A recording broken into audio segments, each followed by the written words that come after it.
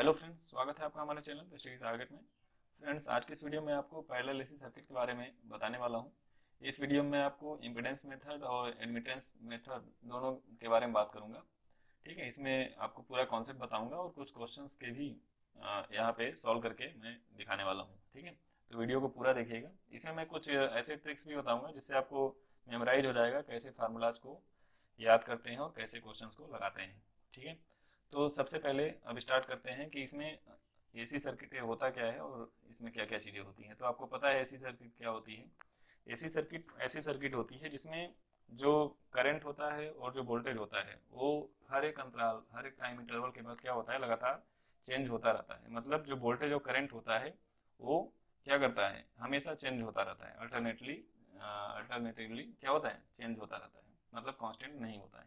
ठीक है, अब इसमें देखें दो मेथड होते हैं। तो आप एक चीज़ ध्यान रखिएगा कि जो ये एसी पैरेलल सर्किट होती है, एसी सर्किट होती है, ठीक है, उसमें इम्पीडेंस और एडमिटेंस के बारे में हम लोग पढ़ने वाले हैं। ठीक है, तो आप लोग क्या करेंगे, सबसे पहले इम्पीडेंस की बात कर लेते हैं।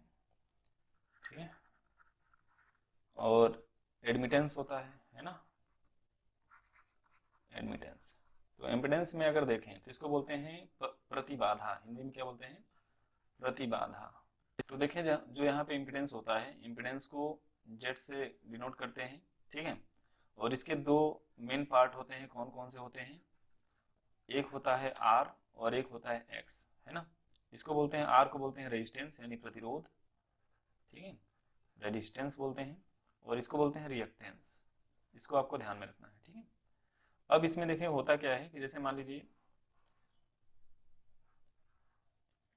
ए कोई एंगल है फाई, ठीक है, और ए अगर जेड है, ठीक है, तो इसके सामने का जो साइड होगा वो एक्स होगा और ये क्या होगा, आर होगा। तो आप यहाँ से कह सकते हैं कि जो कॉस फाई होता है, पावर फैक्टर बोलते हैं इसको, कॉस फाई पावर फैक्टर यानी शक्ति गुणक। कॉस फाई इक्वल टू क्या होता है, R upon Z, base upon hypotenuse यानी आधार बटे कर्ण। और साइन फाई की अगर आप बात करें तो यहाँ पे क्या हो जाता है, एक्स अपॉन जेड। ठीक है, तो इसको आपको ध्यान में रखना है, ये इम्पिडेंस में ये केस होता है। और इस ट्रायंगल को भी याद रखना है कि हमेशा इसको ऐसे ही मतलब बनाया जाता है। ठीक है, इस ट्रायंगल को हमेशा याद रखना है। इसके दो पार्ट होते हैं। कौन कौन से होते हैं, रेजिस्टेंस और रिएक्टेंस। ठीक है, अब उसी तरह से जो एडमिटेंस होता है, एडमिटेंस को जी से दिखाते हैं। ठीक है, एडमिटेंस को किससे दिखाते हैं, अच्छा, इम्पिडेंस की मात्रक की अगर बात करें तो इम्पिडेंस का जो मात्रक होता है इसका यूनिट क्या होता है, ओम होता है। ठीक है, इसका यूनिट क्या होता है, ओम होता है। क्यों, क्योंकि आर और जेड सबका यूनिट क्या होता है, ओम ही होता है। आर का भी यूनिट ओम होता है, जेड का भी यूनिट ओम होता है। ठीक है, एक्स का भी यूनिट क्या होता है, यहाँ पे एक्स तो ए हेनरी में जाता है और उसमें जाता है, तो एक्स यहाँ पे अपनी समझिए कि ओम में ही है। हमारे जैसे एक्सएल होगा या एक्सी होगा तो उसके बारे में बाद में बात करेंगे। ठीक है, अब आ जाते हैं एडमिटेंस। तो एडमिटेंस में अगर आप समझें तो इसके दो पार्ट होते हैं। कौन कौन से, एडमिटेंस को डिनोट किससे करते हैं, एडमिटेंस को वाई से डिनोट करते हैं। ठीक है, और ये क्या होता है, ये अपोजिट होता है इम्पिडेंस का। ये क्या होता है, अपोजिट ऑफ इम्पिडेंस। इम्पिडेंस का क्या होता है, अपोजिट होता है। तो आप कह सकते हैं y इक्वल टू क्या होता है, 1/z होता है। ठीक है, y इक्वल टू क्या होता है, 1/z होता है। ठीक है, अब इसका जो दो पार्ट होता है, इसके जो दो मेन पार्ट होते हैं, कौन कौन से होते हैं, एक होता है कंडक्टेंस और दूसरा होता है ससेप्टेंस। ठीक है, एक होता है कंडक्टेंस, ठीक है, और दूसरा क्या होता है, ससेप्टेंस। ठीक है, कंडक्टेंस को कंडक्टेंस को जी से डिनोट करते हैं। ठीक है, कंडक्टेंस को जी से डिनोट करते हैं और ससेप्टेंस को किससे, बी से डिनोट करते हैं। ठीक है, और इन दोनों का मात्रक जो है क्या होता है, अच्छा, एडमिटेंस का अगर मात्रक की बात करें तो एडमिटेंस का मात्रक क्या हो जाता है, ओम इनवर्स। ओम का उल्टा है तो ओम इनवर्स होगा, या इसी को इस तरह से लिखते हैं और इसको साइमन भी बोलते हैं, साइमन। ठीक है, इसको साइमन भी बोलते हैं। ये एडमिटेंस के मात्रक की मैं बात कर रहा हूँ। ठीक है, उसके बाद अगर आप ध्यान दें कि अगर इसका मात्रक अगर ओम इनवर्स है ना, तो देखें यहाँ पे अगर जेड किया अगर ओम रखेंगे तो ऊपर जाएगा तो ओम इनवर्स होगा, बिल्कुल सही है, कोई दिक्कत नहीं है। ठीक है, अब इसमें एक चीज़ और ध्यान में रखने वाली चीज़ है कि जो इसका एडमिटेंस का जो ट्रायंगल होता है वो कैसा होता है। एडमिटेंस वाले में देखिए इसके दो पार्ट बनाए आपने, ठीक है। तो ए हो गया फाई, इसका एक पार्ट क्या है फाई, फाई हो गया। तो ए एडमिटेंस ट्रायंगल है ना, तो ये क्या होगा, इसको ध्यान रखिएगा, इस ट्रायंगल को बोलते हैं इम्पीडेंस ट्रायंगल। क्या बोलते हैं, इम्पीडेंस ट्रायंगल, ठीक है। और इसको आप ध्यान रखिएगा, इसको बोलते हैं एडमिटेंस ट्रायंगल, ठीक है, एडमिटेंस ट्रायंगल। तो आप इसको ध्यान में रखिएगा। तो अगर ये y है तो इसके सामने की जो भुजा होगी वो होगी ससेप्टेंस b, ठीक है। और ये वाली क्या होगी g। तो आप यहाँ से कह सकते हैं कि जो cos फाई होगा, cos फाई क्या होगा g अपॉन y होगा, ठीक है। और जो sin फाई होगा वो क्या होगा, परपेंडिकुलर अपॉन हाइपोटेन्यूस यानी लंब टेकड़ यानी b अपॉन y होगा, ठीक है। तो इस चीज़ को आपको ध्यान में रखना है और इसी के जरिए हम लोग क्वेश्चंस को सॉल्व करेंगे, ठीक है। तो ये हो गई थोड़ी सी कॉमन सी बात। अब इसमें देखें, अब इंपॉर्टेंट चीज़ क्या होती है, क्योंकि जब मैं न्यूमेरिकल कराऊंगा तो वहाँ पे मैं आपको सारी चीज़ें समझा दूंगा, कोई दिक्कत नहीं होगा, ठीक है। अब यहाँ से अगर आप हम लोग चाहें तो कुछ रिलेशन भी निकाल सकते हैं, देख सकते हैं, ठीक है, कि अगर हम चाहें तो इसमें y और b में क्या क्या रिलेशंस होते हैं उसको भी सॉल्व किया जा सकता है, ठीक है। तो चलिए अभी देखते हैं आगे। तो यहाँ पे दो मेथड हैं, ठीक है, दो मेथड हैं एसी पैरेलल सर्किट में। पहला मेथड है इम्पीडेंस मेथड और दूसरा है एडमिटेंस मेथड। तो इम्पीडेंस मेथड की बात करते हैं, ठीक है, इम्पीडेंस मेथड। तो जो इम्पीडेंस मेथड है इसमें आपको इम्पीडेंस ट्रायंगल आपको पता होना चाहिए। तो इसमें क्या किया गया है कि पैरेलल एसी सर्किट की बात है तो दो पैरेलल चीज़ें ले लेंगे। इसको मान लिया R1, ठीक है, और इसके साथ एक ले लिया, क्या ले लिया यहाँ पे प्रेरकत्व, ठीक है, L। और उसके बाद एक दूसरा सर्किट ले लिया R2, ठीक है, और इसके साथ एक क्या किया कैपेसिटिव रिएक्टेंस यानी C ले लिया। एक इंडक्टिव रिएक्टेंस लिया है और एक कैपेसिटिव रिएक्टेंस, ठीक है। अब क्या किया, इसको एक बैटरी लगा दिया, ठीक है, इसका वोल्टेज V हो गया। अब यहाँ से जो जैसे ही बैटरी लगा तो यहाँ से करंट फ्लो होगा I।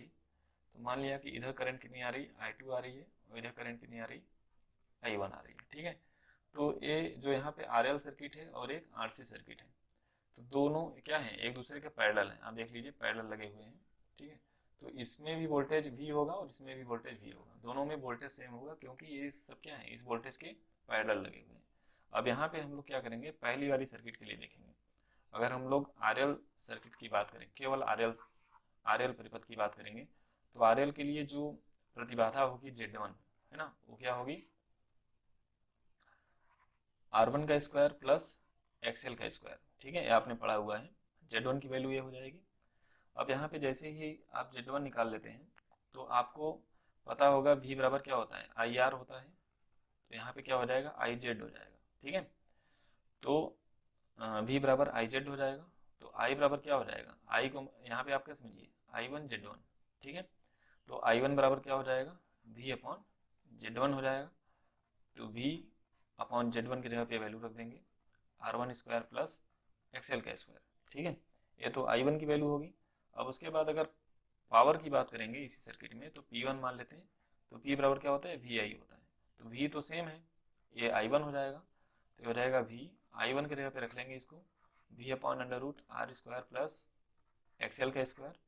अब इसको जब सॉल्व करेंगे आप तो V इंटू V ये हो जाएगा V square upon R1 square plus XL का स्क्वायर, ठीक है। तो ये हो गया पावर की बात होगी, ठीक है ना।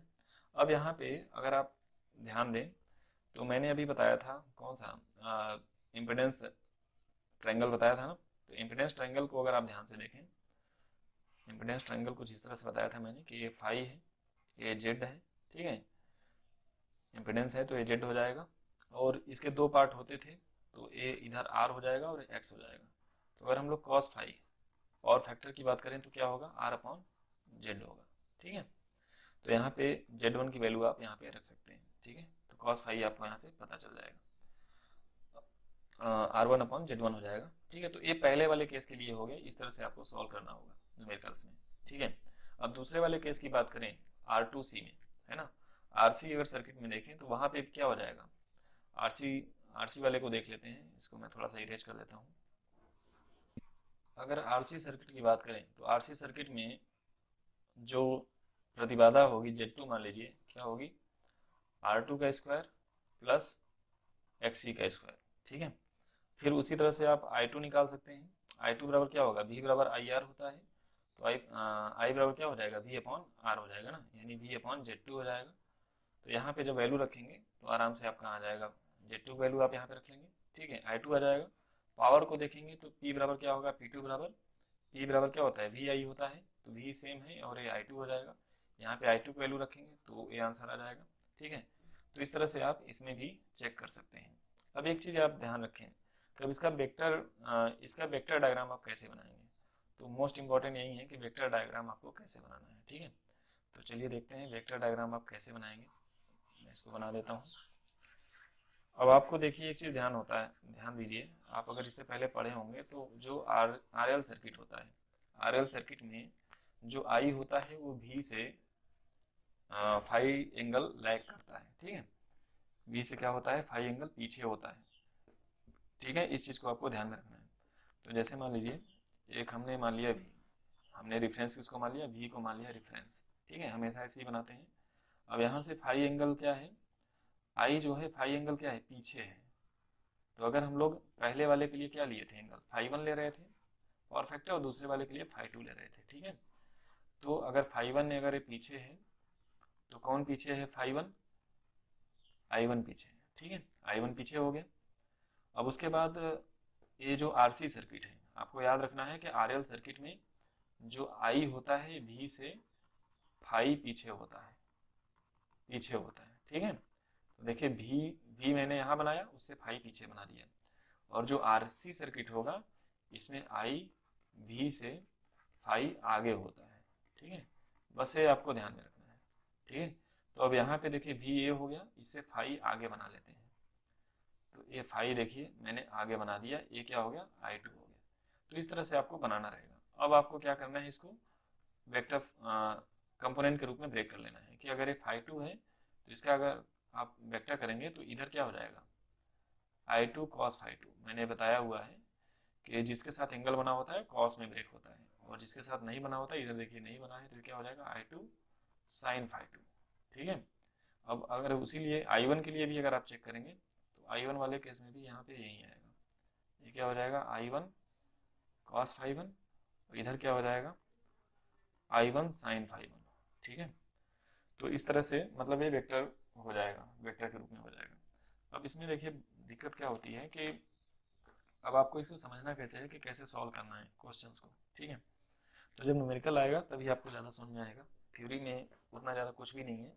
बस जितनी चीज़ें मैंने बताई हैं आप उसको नोट करके चलिए। मैं न्यूमेरिकल को अब सॉल्व कराने जा रहा हूँ जहाँ से आपको एकदम क्लियर हो जाए। देखिए पहला क्वेश्चन इसमें कह रहा है कि यदि 100 मिली हेनरी प्रेरकत्व मान की एक चौक, तो मिली हेनरी लिखा हुआ है ना, तो आप समझ जाइए कि ये एल का वैल्यू दिया हुआ है, क्योंकि हेनरी मात्र किसका होता है, प्रेरकत्व का होता है, ठीक है, रिएक्टेंस का होता है। तो ये हो गया 100 mH।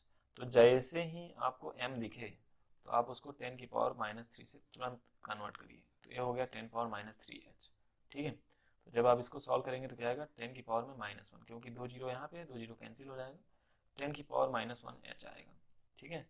10 की पावर -1 का मतलब हो गया 1/10h, इसका मतलब क्या हो गया 0.1h, ठीक है। अब उसके बाद देखिए बोला है वोल्ट कितना दिया है, V बराबर दिया है 200 वोल्ट। मेन ऐसे न्यूमेरिकल को लगाने के लिए पहले समझना होता है कि उसमें दिया गया है, ठीक है। अब देखें यहाँ फ्रीक्वेंसी क्या दिया है, F बराबर दिया है 50 हर्ट्ज, ठीक है, ये डाटा हो गया। अब आपसे पूछा गया है प्रेरकी प्रतिघात, प्रेरकी प्रतिघात का मतलब क्या हो गया कि एक्सेल आपसे पूछा हुआ है, ठीक है। उसके बाद आपसे क्या पूछा है, विद्युत धारा का मान, आई का मान पूछा हुआ है। तो एक्सेल बराबर क्या होता है 2πfl, इसको नोट कर लीजिए 2πfl। और एक्सी बराबर क्या होता है 1/2πfc, या इसको 1/ωc बोलते हैं, ठीक है। और इसको क्या बोलते हैं, एक्सेल बराबर ω_L बोलते हैं, ठीक है। एक्सेल बराबर ω_L बोलते हैं या 2πfl बोलते हैं। तो यहाँ पे जो वैल्यू दिया है बस रख दीजिए, 2 पाई के जगह पे रख लीजिए 3.14, एफ के जगह पे 50, एल के जगह पे कितना हो गया 0.1। इसको सॉल्व कर लेंगे आंसर आ जाएगा। अब देखें पॉइंट के बाद एक है, यहाँ पे 1 जीरो है तो ये कैंसिल हो जाएगा, सीधे आ जाएगा कितना 31 पॉइंट समथिंग करके आएगा। इसका आंसर क्या रहेगा 31.4, और एक्सएल है तो इसका आंसर क्या आएगा, ओम में आएगा, ठीक है, क्योंकि इसका मात्रक ओम ही होगा। अब उसके बाद देखिए आई का मान पूछा है, तो आई बराबर क्या होगा, ठीक है, आपको वोल्टेज पता है तो आप पढ़े हैं वी बराबर आई आर पढ़े हैं, ठीक है। तो यहाँ पे आई आर तो दिया नहीं है, बट आई एक्सएल आप बोल सकते हैं ना, आई एक्सएल तो बोल सकते हैं। तो आप कह सकते हैं भाई इसका भी मात्रक देखें, एक्सएल का मात्रक ओम है और आर का भी मात्रक ओम होता है, तो इसका एक कंपोनेंट ही तो हुआ, तो वी बराबर आप आई एक्सएल बोल सकते हैं। तो यहाँ से अगर आप देखेंगे तो आई बराबर क्या हो जाएगा, वी अपॉन एक्सएल हो जाएगा। तो वी की वैल्यू कितनी होगी 200 और एक्सएल की वैल्यू कितनी होगी 31.4, ठीक है। तो 200 अपॉन 31.4, तो ये लगभग कितना है 30 है। तो 30 छके यानी 7 बार में तो ज़्यादा हो जाएगा, यानी 6 पॉइंट समथिंग करके आंसर आएगा। तो ये आपका सही आंसर हो जाएगा, ठीक है।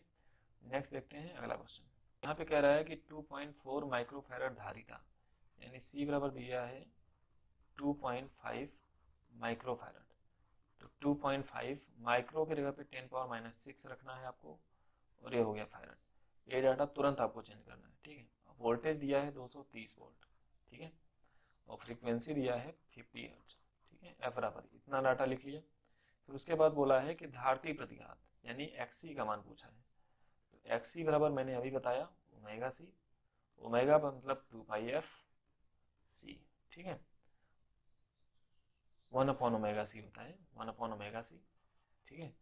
तो ये कितना हो जाएगा 2πf सी, 1/2πf सी। तो यहाँ पे 1/2 पाई के जगह पर रख लीजिए 3.14, ठीक है। एफ की वैल्यू होगी 50 और सी की वैल्यू होगी 2.5 इंटू 10⁻⁻6। बस आपको इसको सॉल्व कर लेना है, आंसर आ जाएगा। तो हो सकता है आपको सॉल्व करने में दिक्कत आए, तो मैं थोड़ा सा हेल्प कर देता हूँ इसमें। देखें यहाँ पे 10⁻⁻6 है, तो ऊपर जाएगा 10⁻6 हो जाएगा, ठीक है। अब उसके बाद देखें क्या आ जाएगा 50 यहाँ पे लिखा हुआ है, तो देखें इस जीरो से एक अंक पे पॉइंट है, खत्म हो जाएगा, ठीक है। अब बचा क्या 25 गुना 50 इंटू 5 करेंगे तो क्या रहेगा 3.14 इंटू, आप रख लीजिए इसको 10 मान लीजिए, और ये क्या है 25 है ना, चलिए अभी रहने देते हैं 5 गुना 10, ठीक है। अब इसको 2 जीरो अलग कर लिया, 1 जीरो अलग कर लिया, 3 जीरो अलग कर लिया और 3 जीरो को एक साथ रखा, ठीक है, टोटल 6 जीरो हो गए। अब इसका क्यों किया है देखिए, कुछ फ़ायदा मिल जाएगा इससे।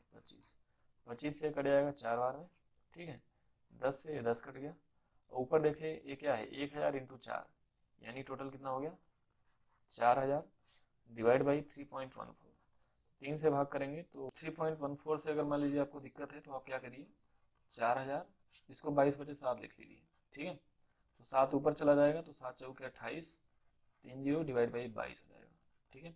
फिर 2 से काट लीजिए 11, 2 से काटेंगे 14 और 3 जीरो, अब 11 से भाग कर लीजिए, 11 कम 11 बचेगा 3 जीरो, 11 दूना 22, 8 जीरो, फिर 11 सत्ते 77, ठीक है, बचेगा 3 जीरो, फिर 11 दूना 22, इस तरह से आएगा, ठीक है। तो इतना आपका क्या आएगा ओम आएगा, ओम में आंसर होता है, चाहे एक्सी हो चाहे एक्सएल हो चाहे आर हो, सबका आंसर ओम में होता है। अब इसको अगर किलो ओम अगर आप बनाएंगे तो 1000 से भाग करेंगे, तो 1000 से जब भाग करेंगे तो एक पॉइंट जो है 1 2 3 अंक इधर आ जाएगा, तो 1.27 किलो ओम बन जाएगा। तो ये आपका सही आंसर होगा, ठीक है।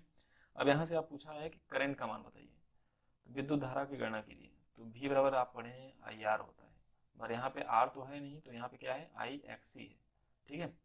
तो आई बराबर क्या हो जाएगा वी अपॉन एक्स सी हो जाएगा, और वी की वैल्यू दिया है 230, एक्स सी अभी आपने निकाला है, ठीक है। एक्स सी आपने क्या निकाला है, किलो ओम वाला नहीं रखेंगे, ए वाला रखेंगे, यानी 127, ठीक है, इतना ओम रखेंगे। तो जब इसको डिवाइड करेंगे तो आंसर आ जाएगा, ठीक है। तो ये पॉइंट करके आंसर आएगा, या तो मिली वगैरह में आ सकता है, ठीक है। तो आप इसको सॉल्व कर लीजिएगा। यदि कोई अल्टरनेटर 230 वोल्ट यानी वोल्टेज दिया है 230 वोल्ट, अधिकतम 100 एम्पियर की करंट, 100 एम्पियर की विद्युत धारा, आई बराबर हो गया 100 एम्पियर नहीं 1000 एम्पियर है, ठीक है, प्रदान कर सकता है, और शक्ति गुणांक यानी cos फाई पावर फैक्टर दिया हुआ है 0.6, तो उसका आउटपुट, तो हमें आउटपुट हमेशा क्या होता है, आउटपुट जो वोल्टेज होता है कितना होता है वी आई कॉस फाई, ठीक है, वी आई कॉस फाई, इसको याद रख लीजिए कि पी बराबर क्या होता है V I cos phi. V की वैल्यू आप देखें यहाँ पे, तो वी की वैल्यू हो गई 230, आई हो गया 1000, ठीक है, कॉस फाई हो गया 0.6, जो भी आंसर आएगा वो किस में आएगा, वॉट में आएगा, ठीक है। पावर का यूनिट वाट होता है। अब इसको 1000 को आप इसमें कन्वर्ट कर लीजिए, ठीक है। तो 230 इंटू 0.6, तो 1000 को मैंने लिख दिया किलो और ये हो गया वाट, ठीक है। अब इसको पॉइंट के बाद एक अंक है ना, तो ये पॉइंट जो है हटा दीजिए, पॉइंट से एक जीरो काट दीजिए, पॉइंट से एक जीरो कट गया, गुणा कर लीजिए आप सीधे, तो 6 का 18, 6 दूना 12, 1 13, तो 138 किलोवाट आपका आंसर हो जाएगा, ठीक है। तो ये आपका सही आंसर होगा। एक कॉयल जिसका प्रेरकत्व तो इतना हेनरी है, मतलब L बराबर दिया हुआ है 0.1 हेनरी, प्रतिरोध R बराबर दिया है 5 ओम, तो प्रतिबाधा ज्ञात कीजिए। तो अभी मैंने बताया था कि Z बराबर क्या होता है, Z बराबर होता है आर स्क्वायर प्लस एक्सएल का स्क्वायर, अभी मैंने डेरिवेशन में बताया। बट यहाँ पे आपको एक्सएल तो पता नहीं है, तो यहाँ पे एक्सएल निकाल लेते हैं। पहले आगे लिख लीजिए, 230 वोल्ट यहाँ दे रखा है और एफ दिया है 50 हर्ट्ज, ठीक है।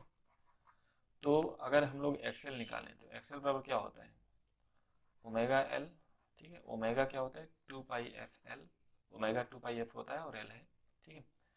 तो 2 पाई के जगह पे वैल्यू रख लीजिए 3.14, एफ की वैल्यू कितनी है 50 और एल की वैल्यू कितनी है 0.1, ठीक है। इसको सॉल्व कर लेंगे तो हमें एक्सएल की वैल्यू मिल जाएगी, ठीक है। और जैसे ही एक्सएल की वैल्यू मिल जाएगी, एक्सएल की वैल्यू आपको यहाँ पे मिल जाएगी, उसके बाद इस एक्सएल की वैल्यू को आपको यहाँ पे रख देना है, ठीक है। आर की वैल्यू होगी 5, तो 5 का स्क्वायर प्लस जो वैल्यू आएगी उसका स्क्वायर, फिर उसके बाद इसको सॉल्व कर लेना है। ऑप्शन रहेगा तो आप अप्रोक्सीमेट सॉल्व कर सकते हैं, बट यहाँ पे ऑप्शन तो है नहीं, तो इसलिए मैं इसको पूरा सॉल्व करके नहीं बता रहा हूँ।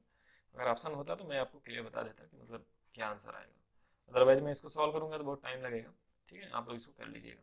अब इसमें देखिए, जैसे ही जेड निकल जाता है, आपसे क्या पूछा है, धारा पूछा है, तो भी बराबर आपने पढ़ा होगा आई आर, है ना। तो यहाँ पे जेड क्योंकि परिपथ का पूछा है तो आई जेड आप लिखिएगा, ठीक है। तो आई बराबर क्या हो जाएगा वी अपॉन जेड, तो भी आपको पता ही है 230 और जेड का मान अभी आप निकाल ही रहे हैं, ठीक है। यहाँ पे रख देंगे तो आपका आंसर आ जाएगा। तो इस चीज़ का आप ध्यान रखिएगा कि जब परिपथ की विद्युत धारा बोलेगा तो आई अपॉन जेड रखना है, ठीक है, क्योंकि परिपथ में एल भी ऐड है और जैसे ही एल या सी ऐड होता है वो पूरा जेड में कन्वर्ट हो जाता है, ठीक है। आर से कोई मतलब नहीं रह जाता। एसी सर्किट में एल और सी का बहुत बड़ा, एक संधारित्र जिसकी धारिता इतना माइक्रोफैराड है, ठीक है, संधारित्र है जिसकी धारिता इतना माइक्रोफैराड है। तो यहाँ पे C बराबर दे रखा है 2.5 माइक्रोफैरड, तो ये हो गया 2.5, ये हो गया 10⁻⁻6 फैरड। तुरंत इसको माइक्रो को चेंज करिए। उसके बाद R बराबर दे रखा है 1 किलो ओम, 1 किलो ओम को आप कहेंगे 1000 ओम, ठीक है। श्रेणी क्रम में जुड़ा है जबकि वोल्टेज स्रोत इतना है, सेम टू सेम वही क्वेश्चन है, बस R की जगह पे C दे रखा है 230 वोल्ट, F दिया है 50 हर्ट्ज, ठीक है। अब आपसे देखिए पूछा गया है परिपथ की प्रतिबाधा, तो आप Z बराबर पढ़ें आर स्क्वायर प्लस एक्सी का स्क्वायर, वहाँ पे एक्सएल था, यहाँ पे क्या हो गया एक्सी का स्क्वायर, तो आपको पहले एक्सी निकालना पड़ेगा। तो एक्सी बराबर क्या होता है 1 अपॉन ओमेगा सी, तो 1 अपॉन 2 पाई एफ सी, ओमेगा की जगह पे 2 पाई एफ होता है। बस यहाँ पे वैल्यू रख के आपको इसको सॉल्व कर लेना है। जो वैल्यू यहाँ पे एक्सी सॉल्व करेंगे यहाँ पे ला के रख देंगे, ठीक है। फिर इसको सॉल्व करेंगे तो आंसर आ जाएगा जेड का। फिर बोला है आई, तो भी बराबर क्या होता है आई आर होता है, बट यहाँ पे आई जेड लिखेंगे। तो आई बराबर क्या होता है वी अपॉन जेड, बस यहाँ वैल्यू रखेंगे तो आंसर आ जाएगा, क्योंकि जेड आप यहाँ से निकाल चुके हैं, ठीक है। मैं सॉल्व करके नहीं बता रहा हूँ क्योंकि बहुत ज़्यादा टाइम लग जाएगा इसमें। ऑप्शन के साथ अगर क्वेश्चन रहे तो ज़्यादा सही है, अगली बार से मैं ऑप्शन ही लेने की कोशिश करूँगा, ठीक है। अब जो अगला वाला क्वेश्चन है, कह रहा है कि यदि किसी आरएलसी परिपथ में, अब आरएलसी देखें पूरा पूरा आ गया है, ठीक है। आरएलसी परिपथ में 10 ओम, प्रेरकत्व का मान इतना, संधारित्र कितना, मतलब आर दिया है 10 ओम, ठीक है, एल दिया है 0.5 हेनरी और संधारित्र सी दिया है 2.5 माइक्रोफैरड है, तो इसको -10⁻⁻6 फैरड लिख लेता हूँ, ठीक है। और उसके बाद वी दे रखा है 230 वोल्ट, फिर एफ दे रखा है 50 हर्ट्ज, है ना। तो बोला है कि आवृत्ति पर उसकी प्रतिबाधा तथा परिपथ की विद्युत धारा बताइए। तो जब जेड का अगर आप मान निकालेंगे तो वहां पे देखिए अभी आप क्या पढ़ रहे थे, आर स्क्वायर प्लस एक्सी का स्क्वायर या एक्सएल का स्क्वायर, तो यहाँ पे आप क्या पढ़ेंगे, एक्सएल माइनस एक्सी का स्क्वायर। ठीक है, इसको आप ध्यान रखिएगा। अब इसमें आपको आर की वैल्यू दिया है, तो सबसे पहले आपको एक्सएल निकालना होगा। एक्सएल क्या होता है, ओमेगा एल, ओमेगा क्या होता है 2πfl। तो 2 पाई का मान, एफ का मान, एल का मान रख के यहाँ पे निकाल लीजिए।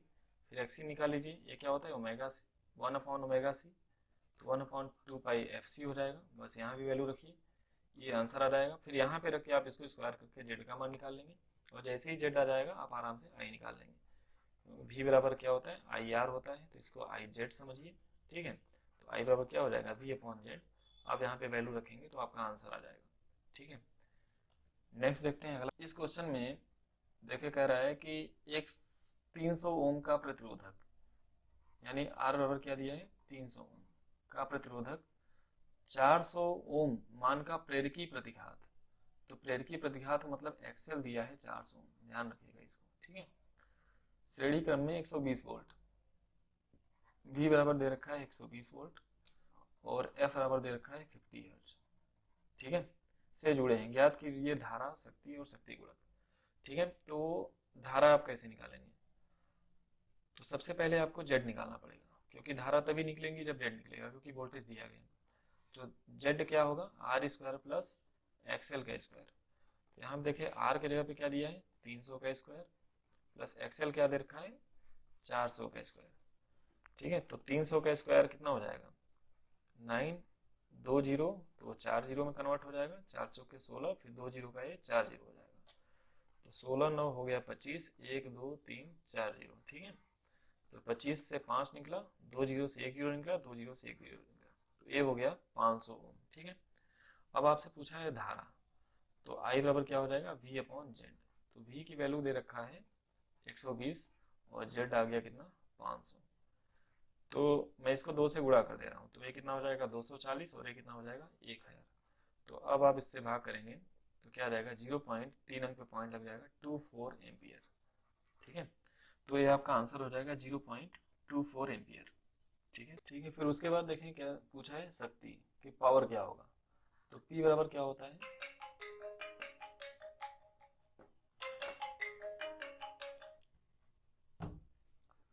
तो P क्या होगा यहाँ पे, P बराबर होता है VI cos फाई। ठीक है, VI cos फाई। तो आपको V पता ही है ना 120 वोल्ट, I अभी आपने निकाल लिया। ठीक है, 0.24। cos फाई की वैल्यू क्या हो जाएगी, cos फाई बराबर क्या होता है R upon Z. cos phi की वैल्यू क्या होती है R अपॉन जेड। तो यहाँ पे आप रख के R अपॉन जेड का मान निकाल के यहाँ पे रख दीजिए, उसके बाद आपका पावर आ जाएगा। शक्ति गुणक यही है cos phi R upon Z. ठीक है, यहाँ पे जब आप निकालेंगे तो ये वाला ऑलरेडी निकल जाएगा। ठीक है, तो इस तरह से क्वेश्चन नंबर 10 भी कंप्लीट हो गया।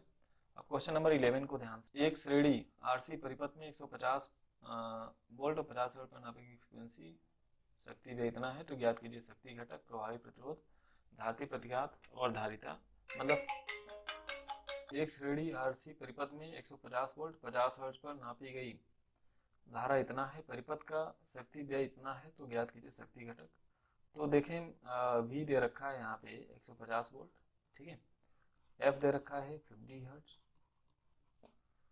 और I का मान दे रखा है 2.5 एम्पियर। ठीक है, तो यहाँ पे बोला क्या है कि परिपथ का शक्ति व्यय इतना वाट है। ठीक है, पावर दे रखा है 37.5 वाट। तो ज्ञात कीजिए शक्ति घटक। ठीक है, और प्रभावी प्रतिरोध, धारिता प्रतिघात और धारिता, सारी चीजें पूछा है। तो शक्ति घटक की बात करें मतलब पावर फैक्टर, यानी cos फाई क्या होता है R अपॉन जेड होता है।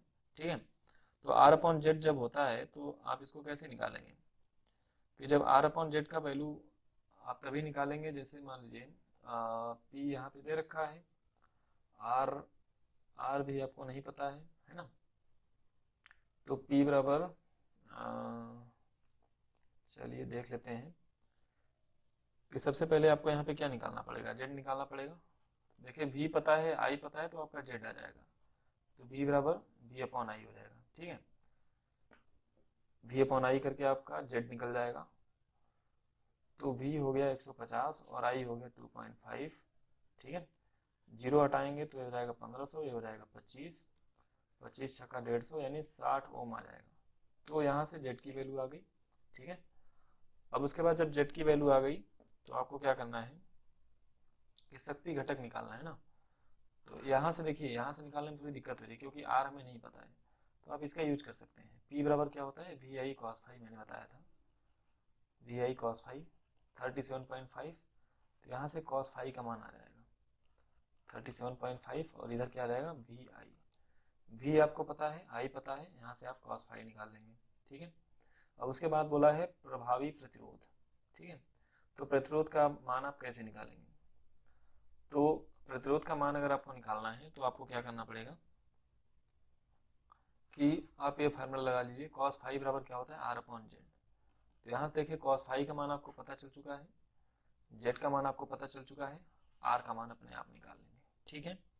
अब उसके बाद आपके पास क्या आता है धारती प्रतिघात। धारती प्रतिघात का मतलब एक्स सी, ये क्या होता है 1 अपॉन ओमेगा सी यानी 1 अपॉन 2 पाई एफ सी। तो यहाँ पे देखिए सी भी पता है आपको, नहीं सी नहीं पता है ना, सी नहीं पता है, ठीक है। तो पहले क्या करना पड़ेगा, सी निकालना पड़ेगा। तो चलिए सी निकालने के लिए देखें, आपको पास एक फार्मूला होता है जेड बराबर under root R square plus X C का स्क्वायर, ठीक है। तो आपको जेड पता चल चुका है, आर पता चल चुका है, तो एक्स सी आप आराम से निकाल लेंगे, तो इसकी ज़रूरत नहीं पड़ेगी, ठीक है। तो यहाँ से एक्स सी आ जाएगा। अब उसके बाद बोला है धारिता। तो अब जब आपका एक्स सी आ चुका है, एफ आपको पता है, पाई पता है, 2 पता है, तो आप यहाँ पे सी निकाल लेंगे, मतलब इसका भी जरूरत पड़ेगा। तो इस तरह से वाला क्वेश्चन कुछ लेंथी था, इसलिए मैंने इसको इसी तरह से बता के छोड़ दिया, ठीक है। तो इस तरह से जो भी न्यूमेरिकल्स होते हैं इसके आप आराम से सॉल्व कर सकते हैं। बस इसके जो बेसिक फार्मूले वगैरह हैं ये आपको ध्यान में रखना है। अगर आप इन सब चीज़ों को, ठीक है, सेशन को यहीं पे समाप्त करते हैं। तो अगर वीडियो पसंद आया तो आप इसको लाइक कर दीजिए, ठीक है। Okay, thanks for watching.